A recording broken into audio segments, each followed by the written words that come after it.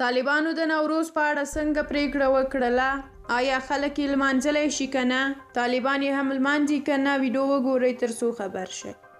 د طالبانو ویان ذبیح الله مجاهد BBC ته ویلي دي چې د دوی حکومت په رسمي توګه نوروز نه لمانځي، ځکه د ده په وینا هغه مراسم چې اسلام کې نشته دوی یې نه لمانځي. خو که خلک غواړي چې نوروز ولمانځي نو دوی یې مخه نه نیسي. له اوږدو زمانو را په دې خوا نوروز افغانستان کې د یوې دودیزې میلې په توګه لمانځل کیږي او زرګونه خلک پکې برخه اخلي.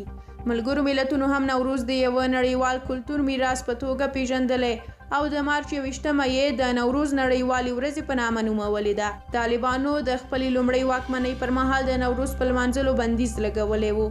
دا په داسې حال کې ده چې د مزار شریف یو شمېر اوسیدونکو غوښتنه کړې ده چې د نوروز جشن دې په رسمي توګه د تیرو کلونو په څیر ولمانځل شي. د مزار شریف ښار هر کال د حمل یا وړي میاشتې په لومړنۍ نیټه د زرګونو کسانو چې د هیواد له بېلابېلو برخو نه د نوروز لپاره ورځي کوربوي. په تیرو 2 لسیزو کې هر کال د نوروز جشن په مزار شریف کې لمانځل کېده او د نوروز په ورځ به رسمي رخصتۍ وه. دغلته خلک د ښار په څنډو کې هغو دښتو ته ځي چې سره ګلان پکې زرغون شوي وي او په دې توګه د پسرلي راتګ لمانځي. په تیرو کلونو کې به د نوروز جشن د سخي صاحب په زیارت کې د جنډې په پورته کولو کې چې ګڼو دولتي مقاماتو به هم پکې ګډون کوه پیلېده.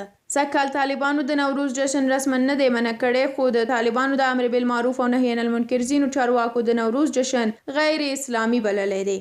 سږکال د دې جشن د لمانځلو لپاره هیڅ رسمي تیاری نه دی نیول شوی. له تاسو هم مننه کوم چې ویډیو مو تر اخره ولیدله.